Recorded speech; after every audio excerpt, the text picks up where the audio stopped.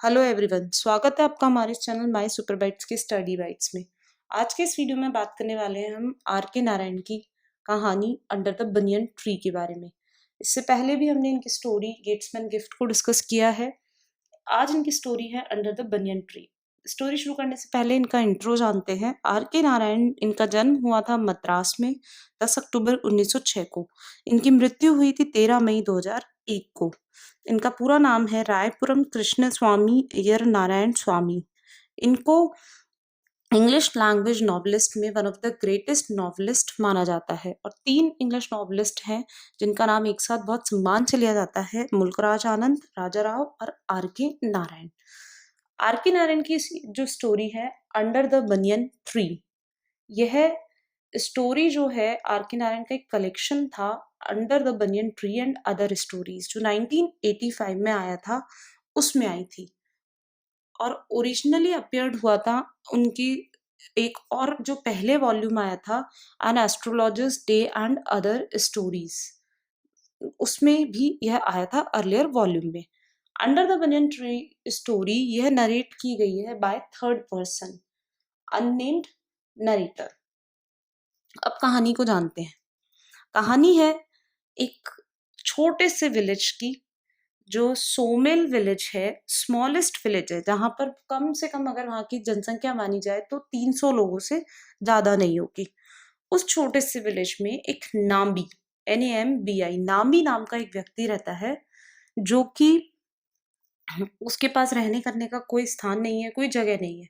तो गांव के एंड पर ही एक मंदिर है गॉडेस शक्ति का, शक्ति गॉडेस का। उस मंदिर में वो रहता है। उस मंदिर में वो झाड़ू वगैरह लगाता है। गांव के लोग जो है उसे थोड़ा बहुत खाने पीने के लिए दे देते हैं, उससे उसका दिन चलता है।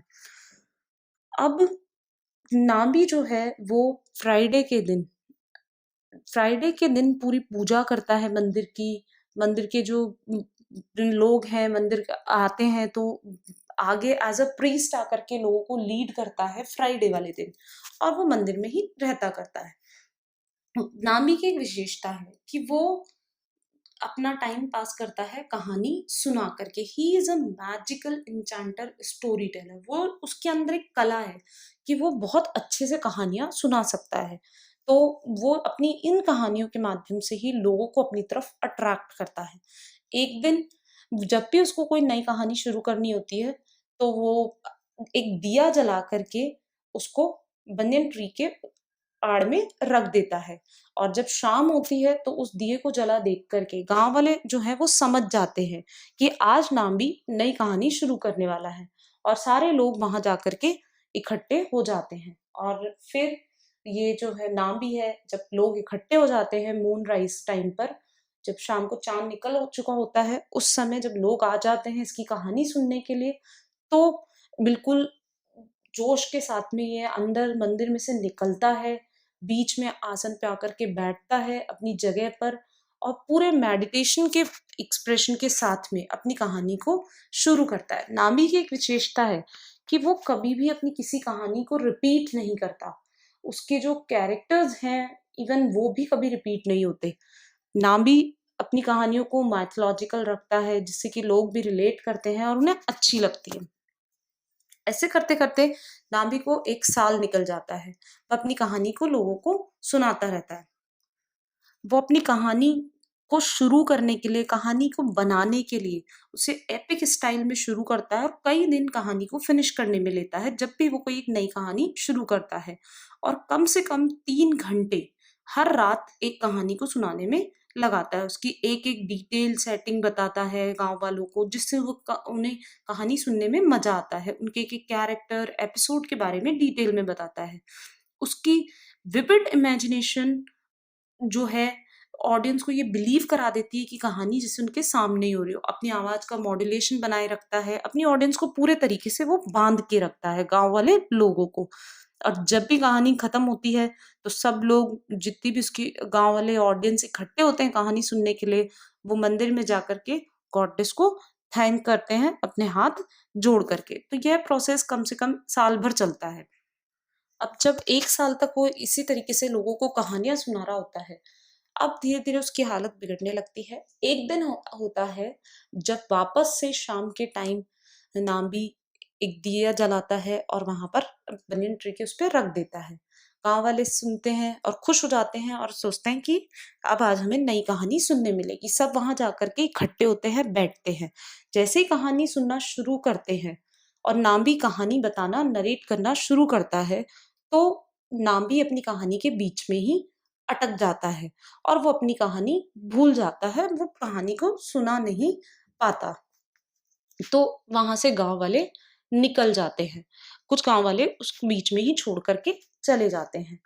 फिर जब दूसरे दिन दोबारा से वापस से यही क्रम चलता है, वो कहानी सुनाने के लिए बैठता है और वो अपनी कहानी नहीं सुना पाता।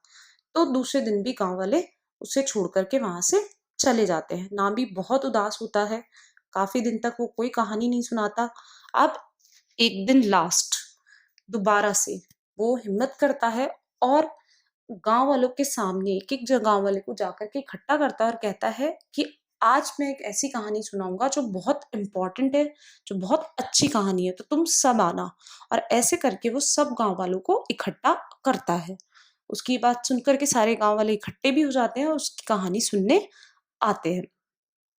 अब जब कहानी सुनने आते हैं, तो वो यह बोलता है, उसके बहुत अच्छे-अच्छे वाक्य होते हैं, सेंटेंस होता है, वो कहता है कि what is the use of lamp when there is no oil, कि उस लैंप को जलाने का ही क्या मतलब जिसमें तेल ही ना हो। ऐसे ही अब जब मुझ में कहानी सुनाने की क्षमता नहीं है, तो मुझे कहानी नहीं सुनानी चाहिए, मुझे कहानी के लिए भीड़ इकट्ठी नहीं करनी चाहिए। और वो कहता है कि अब ये मेरी लास्ट कहानी है। इस तरीके से वो अपनी ऑडियंस को वहाँ से भेजता है, यह कह कर के। और उस दिन के बाद वो कभी दोबारा कहानी नहीं सुनाता। नाम्बी ये भी कहता है कि ये गॉडेस शक्ति थी जिसने मुझे ब्लेसिंग दिया था कहानी सुनाने का, और यह गॉडेस शक्ति का ही एक संकेत है कि मुझे कहानी सुनाना बंद कर देना चाहिए। और अपनी इन्हीं सेंटेंसेस के साथ में नाम्बी अपनी लास्ट कहानी सुनाता है और उसके बाद फिर कभी कहानी नहीं सुनाता। तो इस प्रकार से ये बहुत सिंपल कहानी है, under the banyan tree. Banyan tree जिसके नीचे बैठ करके एक नाम्बी नाम का व्यक्ति जो है लोगों को कहानियां सुनाता है, वो भी अपना टाइम पास करता है अपनी लाइफ में, और दूसरे गाँव वाले भी जिनके पास लाइफ में बहुत सारी हार्डशिप है, प्रॉब्लम्स हैं, वो भी थोड़ा बहुत अपना एंटरटेनमेंट करते हैं, अपने आप को बचाते हैं लाइफ की हर्डल से उसकी कहानियाँ सुन-सुन के।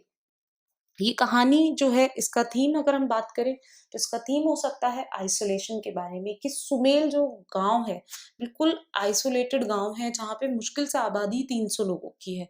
और ये जो नामी कहानी टेलर है, स्टोरी टेलर है, वो खुद भी अकेला रहता है, तो वो अपना टाइम किस तरीके से अपने आइसोलेशन को दूर करता है। ये कहानी का थीम बेस्ड है एस्केप पर, escape from the hardship of life. जो गाँव वाले हैं, वो सब अपनी लाइफ की टेंशन्स को भूलने के लिए, उनसे बचने के लिए थोड़ी देर आकर के बैठ कर के इसके पास कहानियाँ सुनते हैं और इस तरीके से अपनी प्रॉब्लम से एस्केप करते हैं। ये कहानी है फ़ियर और फेलियर की। जैसे ही उसको डर लगने लगता है कि अब लोग मुझ पे बिलीव नहीं करेंगे, मेरी कहानियों को नहीं सुनेंगे, वो इस फ़ियर से, और वो नहीं चाहता कि लोग उसको फेलियर समझे कि ये कहानी सुनाने में अच्छा नहीं है, वो पहले ही ये कह देता है कि अब मदर गॉडेस नहीं चाहती कि मैं कोई कहानी सुनाऊँ, और वो कहानी सुनाना बंद कर देता है। तो इस प्रकार से ये बहुत सिंपल स्टोरी है जो कॉमन आदमी जिसके पास लाइफ के बहुत सारे स्ट्रगल्स हैं, उसके फ़ियर, उनके एस्केप, उनके आइसोलेशन के बारे में बताती है अंडर द बनियन ट्री। आशा करते हैं आपको हमारी ये स्टोरी पसंद आएगी। इसी तरह की और कहानियाँ सुनने के लिए और वीडियोज़ को देखने के लिए हमारे चैनल को सब्सक्राइब कीजिए, वीडियोज़ को लाइक कीजिए, शेयर कीजिए। Thank you.